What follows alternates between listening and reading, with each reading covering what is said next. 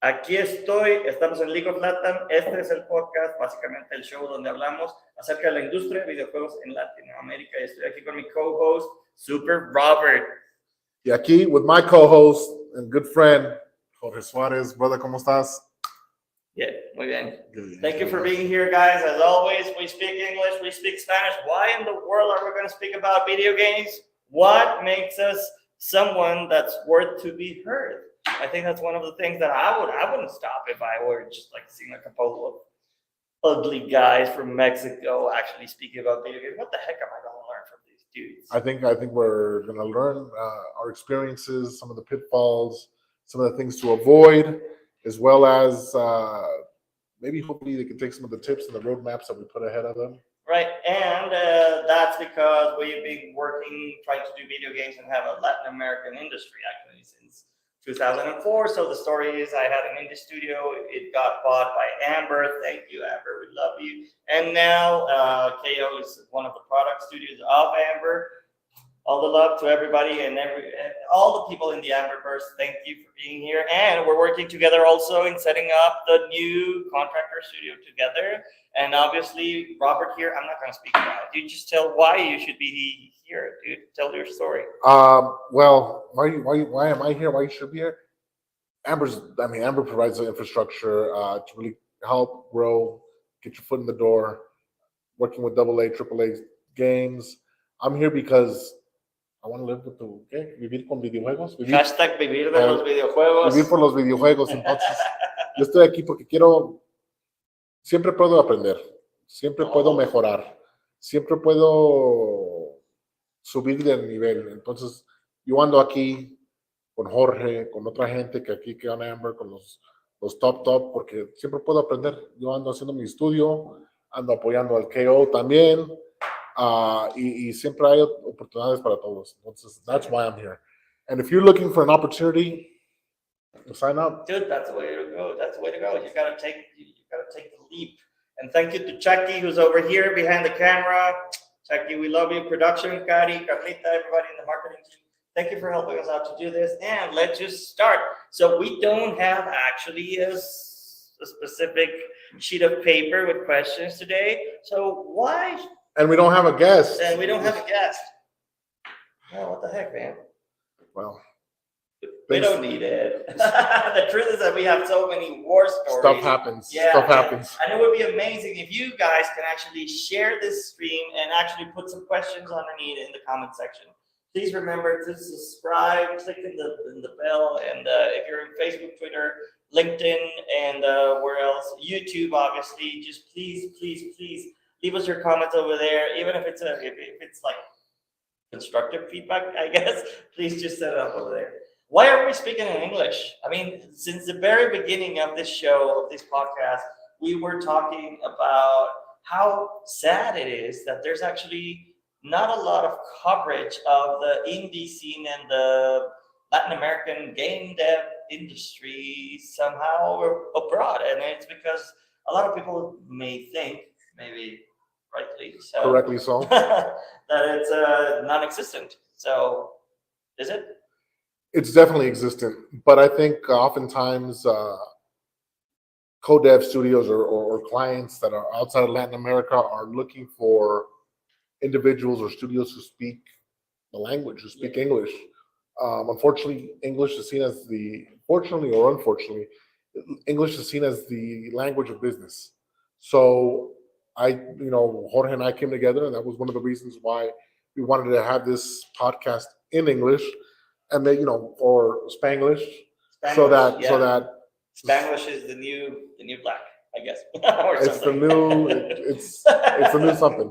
But it's definitely a good mixture, and I think it allows us to communicate in English, Spanish, and Spanglish. I mean, it's in three languages almost.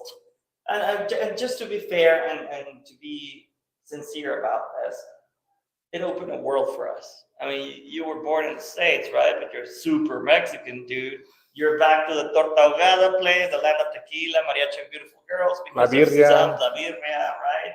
And, we have opened doors for all of those super talented guys, artists, animators, riggers, programmers that actually don't speak as much as we do in English, and we have somehow balanced it out and found leaders that can speak English and manage the whole project with these type of talent. And obviously, what we're looking for here is to just leverage, the talent pool that there's out there. This massive talent pool that doesn't speak English, that should be speaking English, by the way. Tienen que hablar inglés. Si hablan inglés, se les va a abrir el mundo entero de oportunidades. And to be told, the biggest deals, the biggest studios in the world, they speak English. Y muchos de ustedes están preguntando en el pasado, ¿cómo me puedo mejorar mi sueldo? ¿Cómo me puedo mejorar mi posición en el trabajo? Well, it's easy. Learn English. Right. But it's not that easy, but the simple solution is English. I know, speaking on my behalf here, focusing in Latin America in the last 6, 7 years, a lot of people, because I speak Spanish and because I speak English and because I'm bicultural and really understand both the American culture, the work culture, and the Latino culture, I'm often asked, and I'm pretty sure it might happen with you too, if you want to be a business partner or socio or form some type of new business with people just because you speak English or you have connections in the States. Right. And it happens to me a few times a month, and I've started rejecting them because I can only be a business partner for a few, and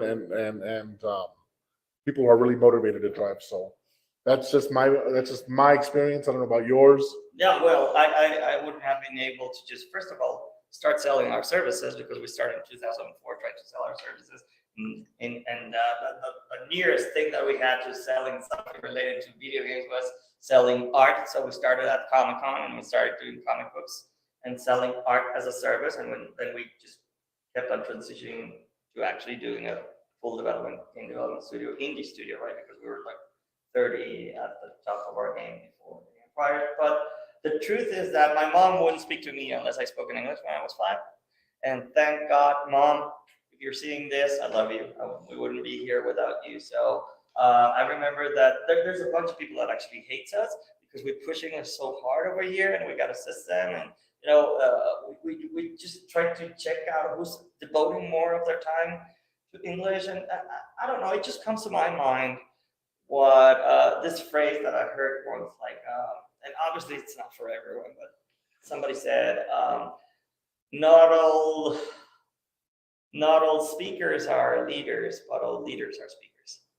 And in many ways, some of them don't lead by speaking, but you need to speak, right, to communicate to your partners, to your clients, to your providers, to your people, to your employees, your collaborators.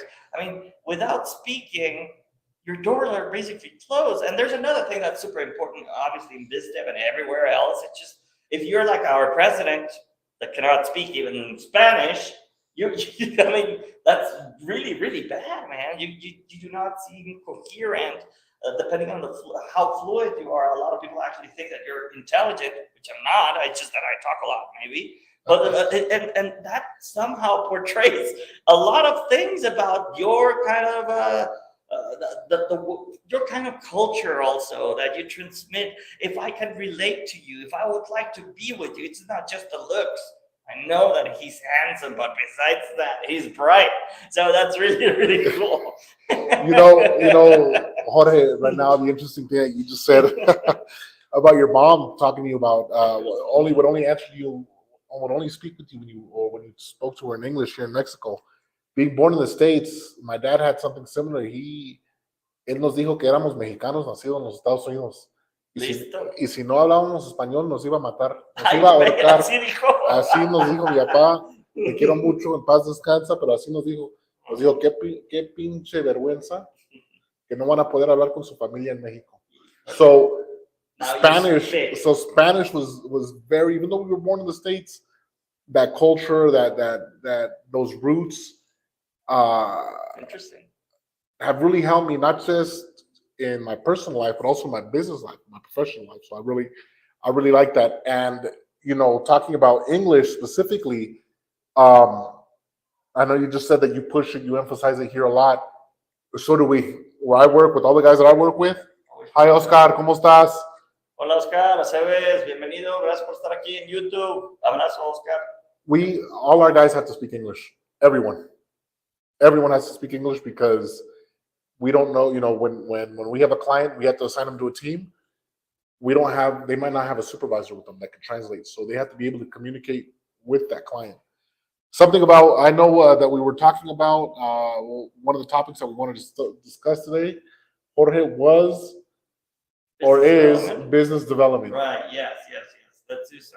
So tips and tricks for business development in the industry. I mean, it's just gotta be super hard because I don't feel like I'm not even part of our business dev team, which is amazing, led by Andrea Unete and Scott Humphreys, all those guys that are machines, man. I mean, the way they just, I believe it's enthusiasm.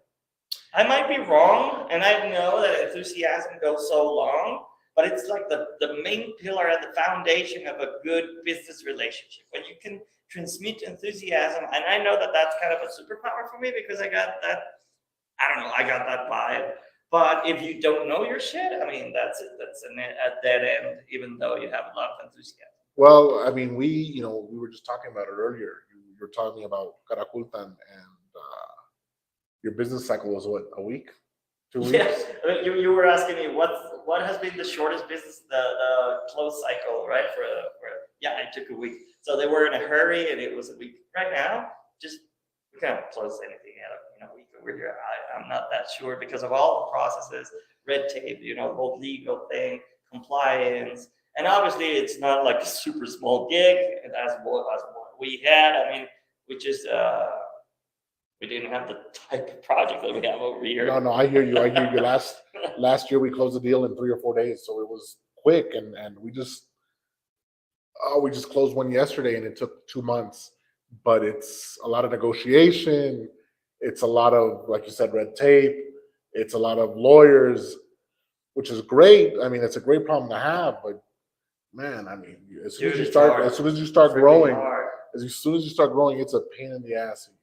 And we were talking, before we jumped on, we were talking about, okay, it's signed. What's next? Now you have to get your team members. Now you have to make sure everyone's on board. Now you have to make sure your time's going on. I know you were talking about Scott Humphreys and those guys who are enthusiastic. Something that's helped me specifically, because our team is still small, so I wear many hats, going to conferences, GDC, XD, GDC Dude, it's in all San about Francisco. the network too. So Scott, Mihai, Kai Machine, or their CEO, everybody else, it's just they've been at the industry for what, 15 years, 20 years, 25 years, more. Making friends in the industry that actually freaking love what you love and what you do. It's just obvious that you're gonna just. I mean, their interns are now like directors and managers of full games, right? This recent client we just closed, it was a friend of mine that presented to me from a friend of mine from the university when we were undergrads. So that's huge. It's your network. It really is your network, but also you have to grow your network. And not only do you have to grow your network, you have to complete what you're supposed to do, or really turn in and do the work that you're supposed to do, because as soon as this market, this community is so small that as soon as you burn yourself, good luck. Yeah. You're talking about the whole reputation part, right? I mean, I do get it, although I have, sometimes I just think that because of that, I know we all know each other, and it's because it's not that it is small, it's just that we're the same dudes that keep on doing the same thing because we love it. So we become friends, and if something goes wrong, obviously you just, you just gotta be nice, I guess, all the way to the end and demonstrate that you did all that you could for the project, for the gig, for the game, and also in the end, sometimes I kind of wonder if it is like, I'm gonna make an analogy here. I don't know, it's not gonna be the best one, but sometimes I feel like it's throwing a rock, because you could not always.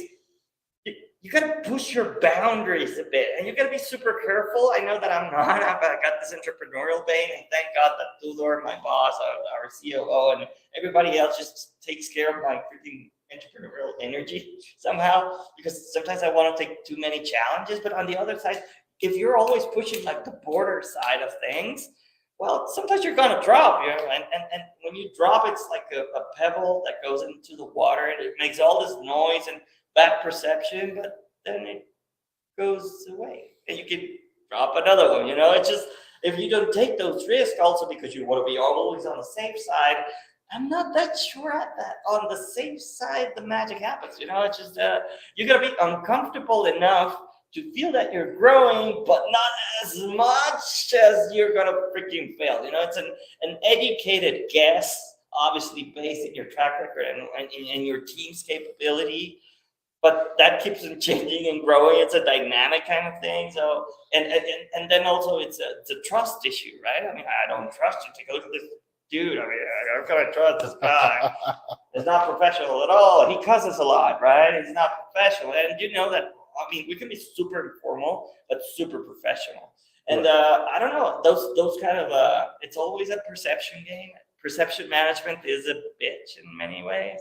But I mean, it's a game we got to play if you're going to do this, right? Right. I mean, definitely being risk averse would not have allowed me to do what I'm doing now.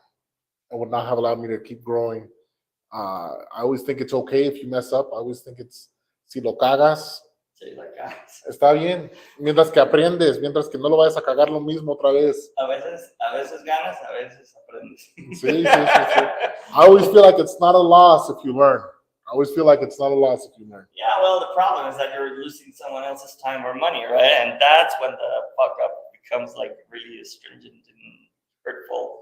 I mean, it's just especially like, for smaller studios because right, because you live out of that shit, and then if you fail, you might not get the next gig on time compared to the billing cycle that you have got, all the bills that you have got to pay. So it's hard, you know. But this too, I mean, the bigger you are, it's the same game, just at a higher scale. And I mean, talking about how, you know, being big right now in Amber here in Mexico.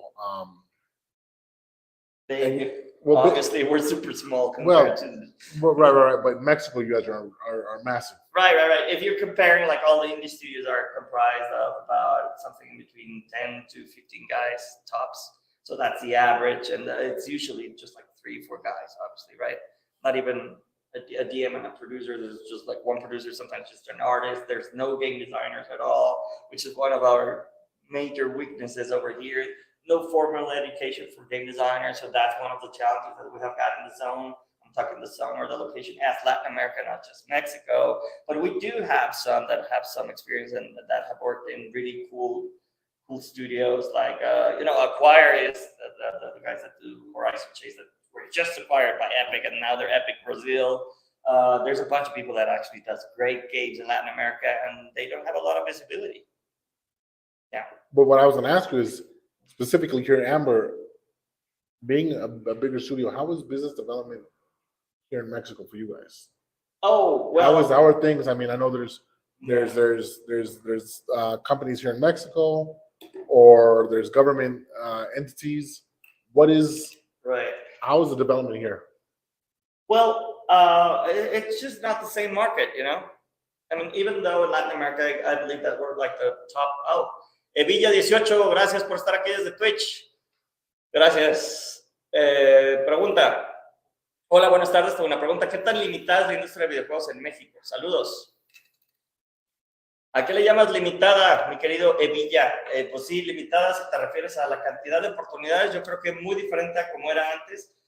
Ahorita simplemente si te metes a trabajoenvideojuegos.com ves de 15 a 17 oportunidades y nosotros estamos poniendo oportunidades diario, pero hay un chorro. También está One Simple Game, todos los de asociaciones. El Cataxis hizo una muy buena recopilación de todos los estudios mexicanos, también unos colombianos, hay muchísimos argentinos.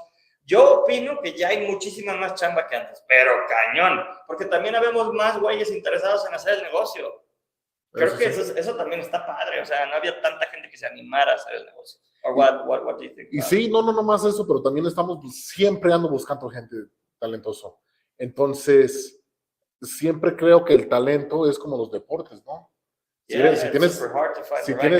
tienes talento, siempre va a haber oportunidades. Si puedes jugar fútbol, pues obviamente que vas a ser una estrella, vas a ser un titular, pero si no está limitado, solamente yo creo que nosotros nos ponemos esos límites.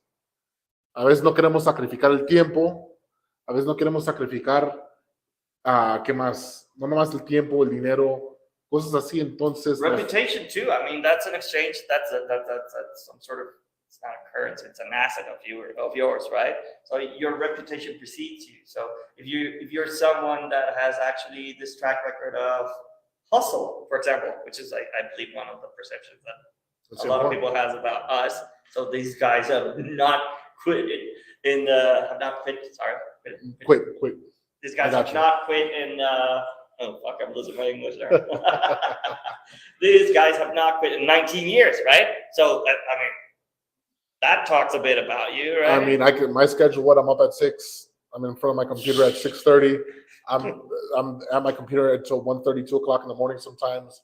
Jorge, I'm pretty sure yours is even crazier because having to deal with hours in Romania that you're up 24 hours 24 hours a day. So no, but they're super. I mean, that's something I wasn't expecting. It's really, really cool. Our guys and our people in other locations are super nice and super conscious about our hours. Oscar Aceves is asking from YouTube, from the YouTube channel. Thank you, Oscar, for doing this and doing it in English too. So, which are the core skills that you think are the main ones for a solo dev or a little game dev studio? English or what else? Yeah, we can answer in English.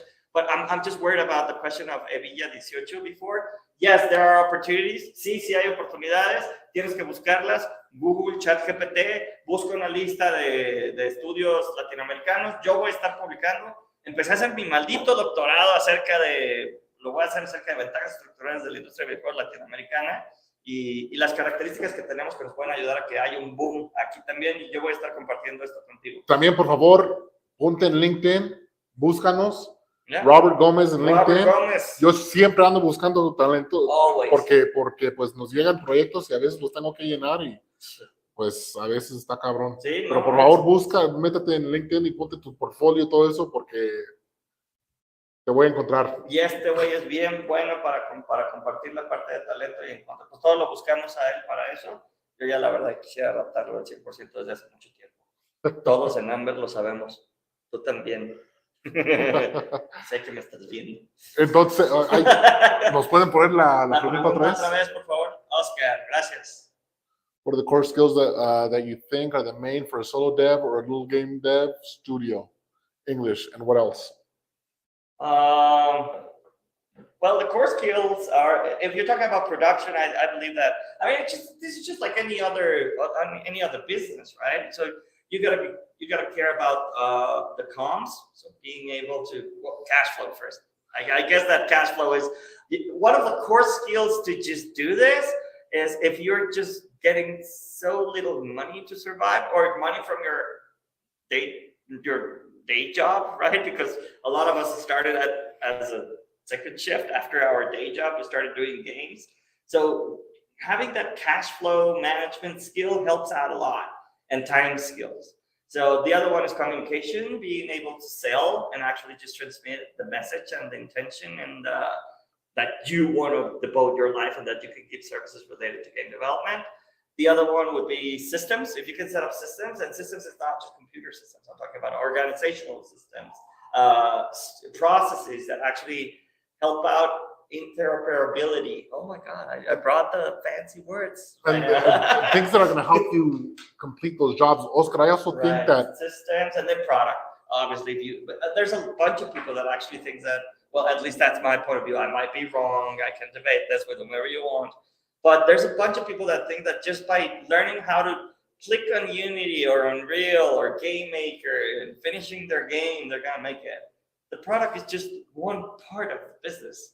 It's maybe 50% of the investment. The other 50% of the investment is the rest of the stuff to make it work, to actually make it have cash flow, right? So the whole mission, vision, leadership, strategy, sales, and everything related to the financial stuff, human resources, all the shared services, maintenance. It's just a shit ton of things. It's just a bunch of variables. And if you want to be the entrepreneur, you need the core skills are those that I'm trying to just portray over here in my mind. If you want to be the business owner, you could just focus on the product too and grab an employment elsewhere or somewhere. I mean, everybody's looking for engineers, everybody's looking for artists, game designers, not as much maybe, And obviously, if you're a producer with experience or a project manager, a DM, we call it over here, the development managers, that would be awesome.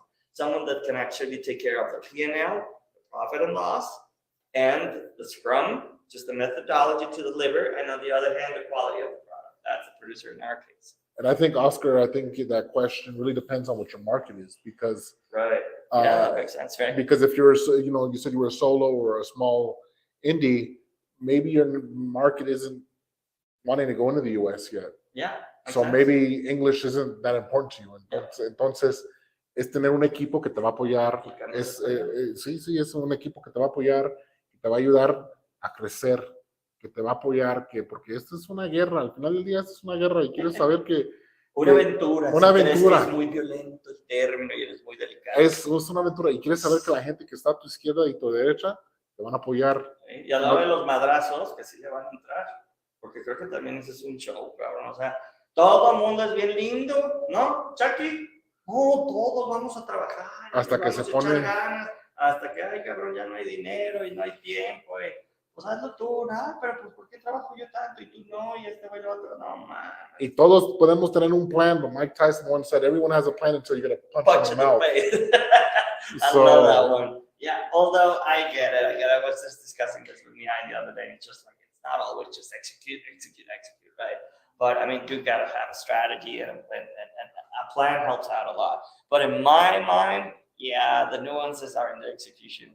I'm pretty sure that if you grab like a GDD, a game design document, and just put it to just 2 different studios, even though it's the best GDD super specified ever, the whole execution is going to change the game in the end. Because everyone has their own mechanics, everyone has their own methodologies. Well, yeah, even though the specs are like super great, and I know, I mean, they might not differ as, I mean, monstrosity, right?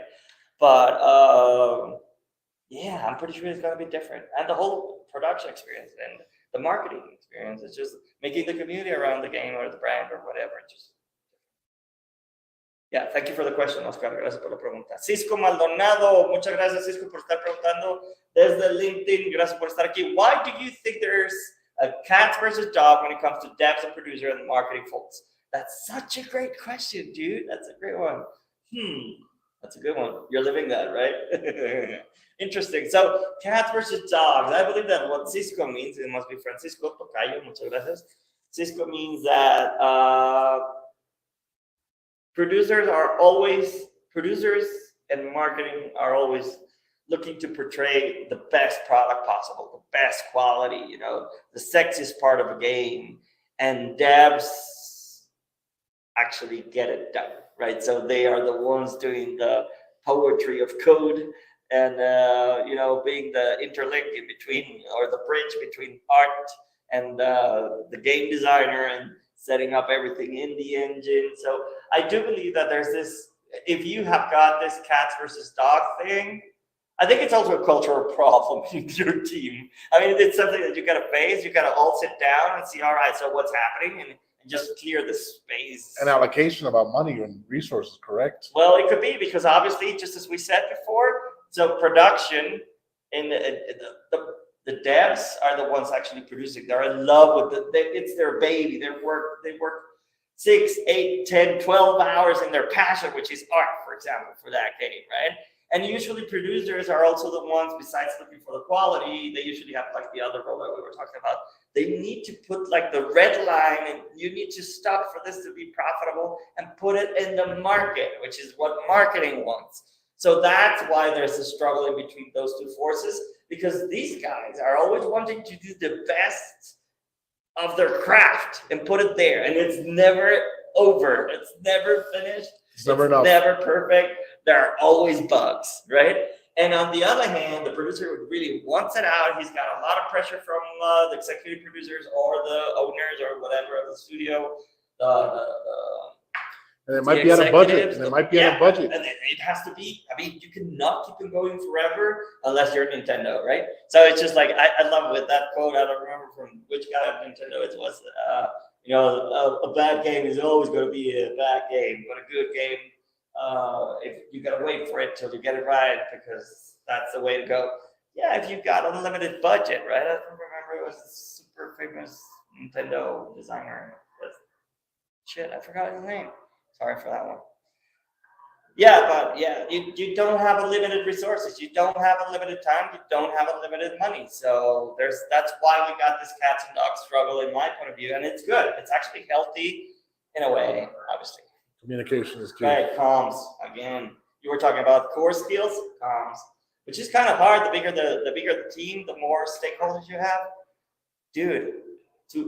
Sometimes I feel like an operator from the 50s, man. It's just like connecting the dots all day long and dealing with just all these emotions from someone that's actually not feeling well, and it's lovable. I mean, I'm not gonna complain. I love my job, dude. I hear you. I hear you. We're in the moment where we're getting big, and luckily that we could still all communicate at any minute. I'll send the link out, and everyone could still jump on. So Yeah, I can't imagine what you're going through sometimes, Jorge. it's crazy. But then again, I speak with Mihai or Jaime or with Scotty, and I go like, dude, I'm just trying to be on top of everything over here with 240 guys. You have got 1,200 all over the world, and some of those are our guys over here. So how do you do it? It's just delegating, trusting their people, setting up the best people for the best type of job that they could do, and aligning their superpowers to the roadblocks and problems that are needed. And just give them the blessing and also all the support that they can. I also think that a lot of things get solved by asking the right questions. Vetting the people, vetting your leadership. Right. Like you said, trust in your leadership and making sure you put the right people correctly in there. But getting the right people is a problem, right? I mean, and mostly when you're Latin America, for example, if you don't have a lot of people that's super senior, you got to take care of those guys, but also you got to understand that you got to prepare the rest of the generations that are the juniors of today, and hopefully the mids and seniors of tomorrow, right? And there's no other way unless you actually come in with a bunch of money.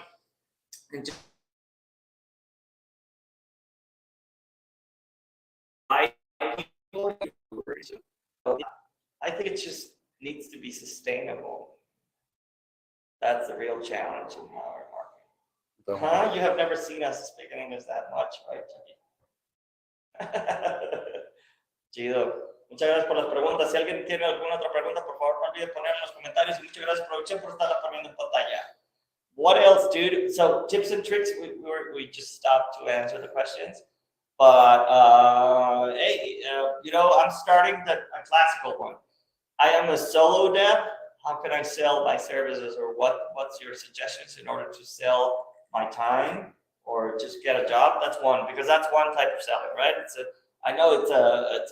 You are the product, right? You're selling your time. You're selling your skills, your capacity to bring value to a studio or to a team. That's one of the questions that we always get. But the other one is, I have a small studio. I need to grow it.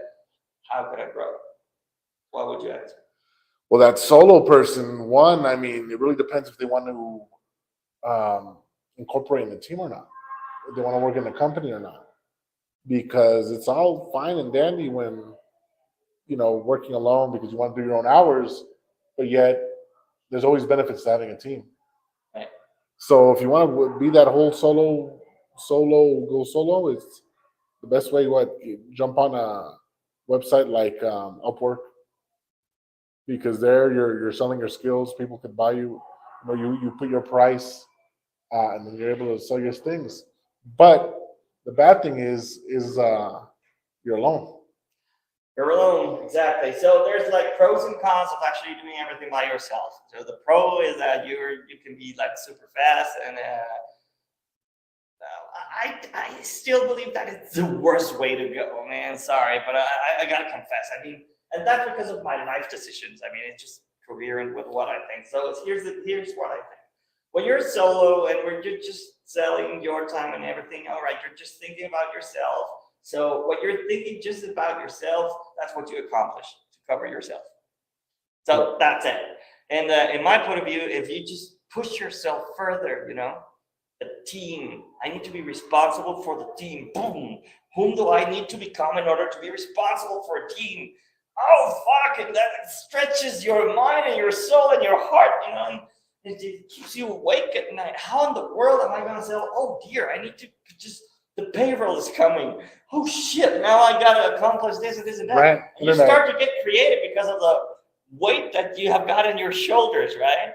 And that just pushes you further and you become something else. When you just think about yourself, you accomplish that. Cover yourself. So that's why I it's not bad at all. And please don't confuse my message against that. It's just, I'm not talking what's good or what's bad. I'm talking about what's good for me, what has worked for me. And it doesn't need to be good for everybody, which, by the way, it's almost never that way, because that's the hardest part, right? Right. And I think with a smaller independent studio, how do you grow? It's really getting those networks, really working on your networks. It's really going to events, talking to people. Right. You got to get out of your shell. Sometimes you may have to work for free to kind of just show off what you have, and then close a deal like that, because it's hard. But going to events, getting out of your shell, growing your network, persistence beats resistance. Persistence with consistence beats resistance. I do believe that the big difference in between the guys that really win on the long run is just because they didn't quit. That's it. And I know that it's super healthy to know when to quit and all that jazz. Yeah, well. If we quit, we should have quit 10 years ago. Right. I mean, and it's okay too. That's why, because I've known people that's like actually miserable trying to get it done. And that's not the game, man. The game is, I mean, if it's gonna be an infinite game, si va a ser un juego infinito, a todos los de TikTok que están ahí, dejen sus preguntas en la parte de abajo. Si vas a jugar este juego, el chiste del juego, ganar el juego significa poder seguir jugando, en mi punto de vista. Poder seguir haciendo videojuegos. I mean, it's an infinite game. If you want, winning in this game means you can keep on developing games. That's it. And it's a freaking journey, part of the whole compensation. Karma, dude. If you bring like good products, good service to the market, a nice business model, freaking, if you make someone feel good, man, it comes back to you in a nice way. So yeah, I mean, it's not always something super predictable, right? But in a way, in a business model with certain structures and with the right persons, I mean, yeah, you could even forecast that stuff, have a nice CRM, an interesting pipeline for biz dev, and you keep them pushing those deals further, you know, step by step until they happen, showing off. That's another thing, show off. I mean, it's just like be there, you know, be present. That's another big thing. Bienvenidos, gracias por estar en la transmisión. Ahí dejen sus preguntas, se puede. Mira, esto es nuevo, no sabía. Acabo de meter unas cositas ahí al TikTok. Es impresionante lo que está pasando en las plataformas. Biz dev being where the attention is.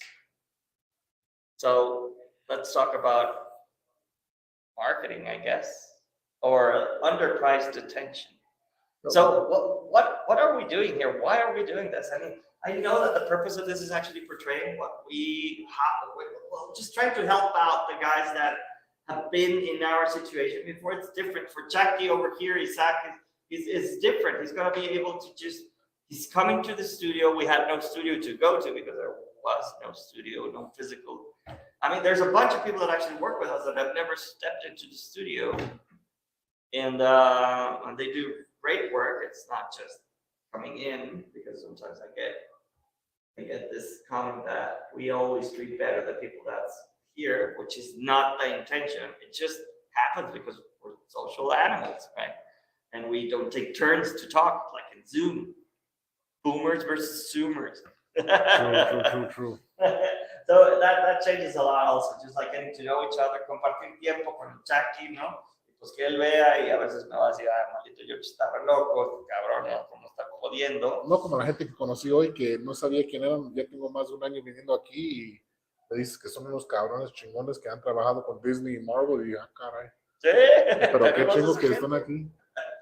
Y pues el chiste es conocerse, ¿no? Estar donde está la atención, creo que es algo muy importante. ¿Dónde está la atención hoy en día? Yo no veo que la gente en los camiones esté viendo los espectaculares o leyendo el periódico y cuando vayas al baño agarres una revista, ¿verdad? No, güey, te llevas tu celular. O sea, prefieres perder tu cartera, güey, antes de perder tu celular. Entonces, pues hay que estar en los celulares, hay que estar donde está la atención, hay que estar en TikTok, Facebook, Snapchat, LinkedIn, que también pues, es una red social poderosísima, toda profesional y nice. Sí siento que también es difícil porque pues cada una tiene su vocación, ¿no? En LinkedIn pues quieres ser así como es como la noche de cóctel, en Facebook ves como el barbecue con tus cuates, ¿no? En Twitter todos nos estamos agarrando a madrazos con un cuchillo. Mr. Dr. Christian, gracias por estar aquí enviándonos edición, Cristian, muchas gracias. Bueno, te querías sumar la llamada, pero muchas gracias. Oscar Aceves nos pregunta, what do you think is better? Work for a game dev studio like a developer or take work as freelance, both at the same time that you work in your own games? What is better? So what you mean over here, Oscar, is you want to make a studio, if I understand correctly, is you want to make a studio and have a team and you want to make your games. That's a lottery ticket, man. It's super hard and you're going to fail a lot. Sorry, it's not that I'm an asshole. It's just the truth, right? It's super hard to just distinguish yourself at where you're starting. You got to understand that you're going to fail.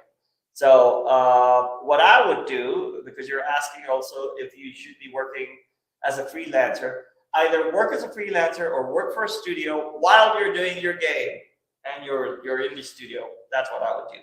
That's something that we actually at Amber Foster, and we just would love to see more of that. But the truth also is that you need a lot of energy and willpower. Commitment, yeah. I mean, we're doing Jackie. I mean, we're doing a GameArtT-shirts.com, right? I mean, GameArtShirts.com is our new side gig. It's a side hustle that we have got. It's an adventure that we're doing, and this transmission is sponsored by GameArtShirt.com. But the truth is that it's hard. I mean, you end up with just a little energy by the end of the day. If you actually put a lot of passion to your work, it's just hard. And I think Oscar, I think working as a developer at a game studio isn't a bad thing because it's really cool. One, you're learning from other people. Two, you have support from other people, and it's a team effort. You can't do everything yourself. So it has its pros and cons, definitely. Maybe you might not be able to move as fast as you want, but you'll develop a lot of skills so that later on, if you do want to start your own video game or your own company, that you'll be able to learn how to manage people. Right, and the network, dude, it's a completely different kind of network, because if you're building your studio, you got to be out there also, just making content, sending the messages, listening to conferences, selling your stuff, finding clients, and that sometimes it just takes you away from being in production, and you have got to have a partner that actually can take care of production, because by the time, if you're the one hunting and you bring in the mammoth, somebody has got to slice it, cook it, and make it a nice meal. So yeah, it's interesting, it's complex. Everything's teamwork. I think that's interesting, and obviously you're just making a high performance team. So it's not just about being a family and a tribe and a clan and sharing this awesome culture that can actually just bring the best of everybody. It's just you have got to be a high performance team in order to just actually bring value to the market, which is super competitive, by the way. And it's super competitive also for jobs. But also I see, in my life, I have never seen so many opportunities by now. Sigo este cuate en LinkedIn, que es uno de los directivos, creo que de Twitch. No me acuerdo quién es, no me acuerdo de su nombre. Pero pues ahora que ha habido tantos despidos, miles, ¿no? Y decenas de miles, cientos de miles de despidos ya, pues está viendo la cantidad de gente que se contrata versus la que se despide, sigue siendo más la que se contrata que la que se despide en el tiempo. Entonces, pues creo que también es como las noticias, en qué te enfocas, ¿no?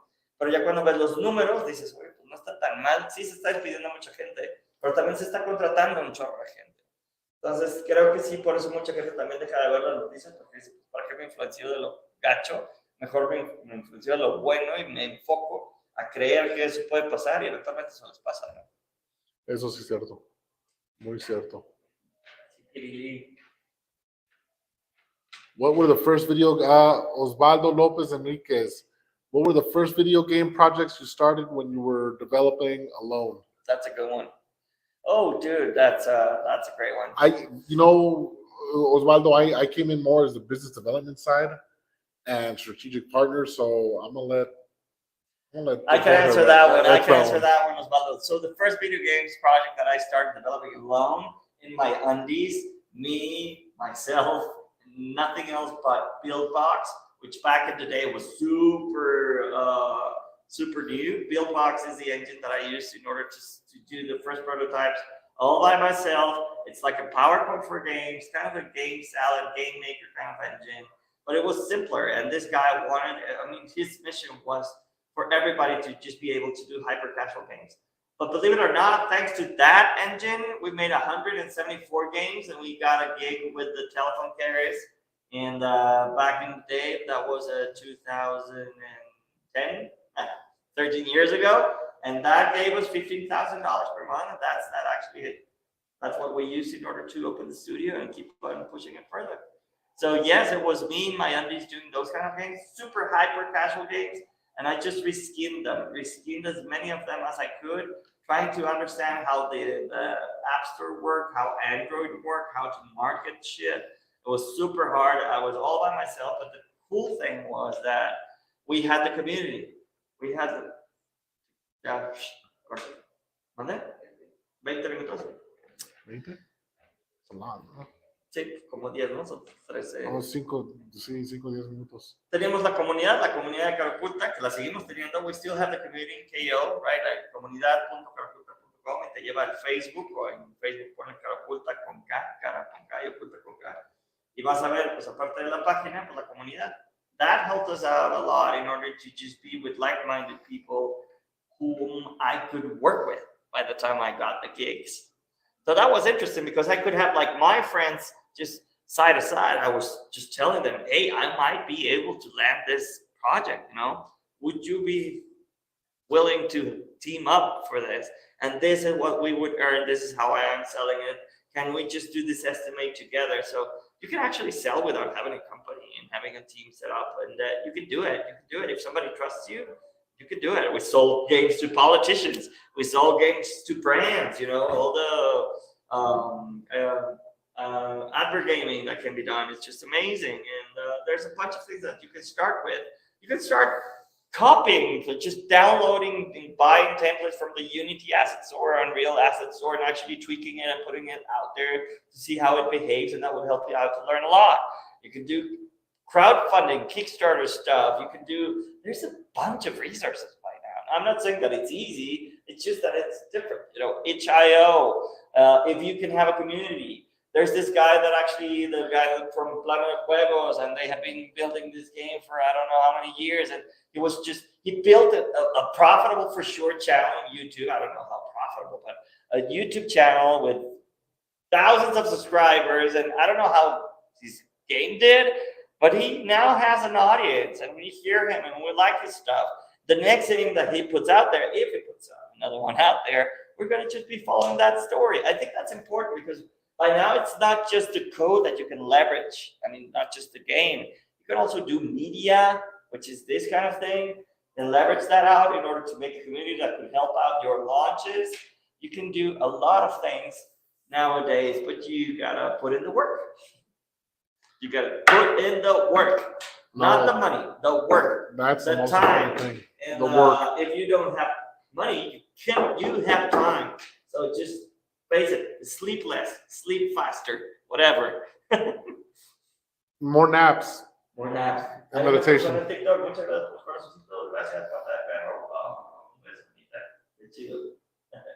Estamos en inglés, en español.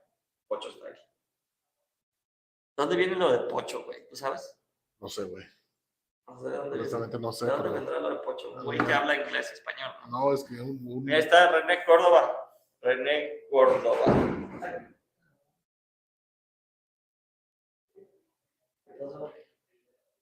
Son padres. Alguien se cayó. Un pocho es una Según lo que sé es que un pocho es una persona, un gringo que de hijos mexicanos, básicamente, güey. ¿Un gringo de papás mexicanos? Ajá. O Pues mis tú, padres, güey. sí, güey. Whatever.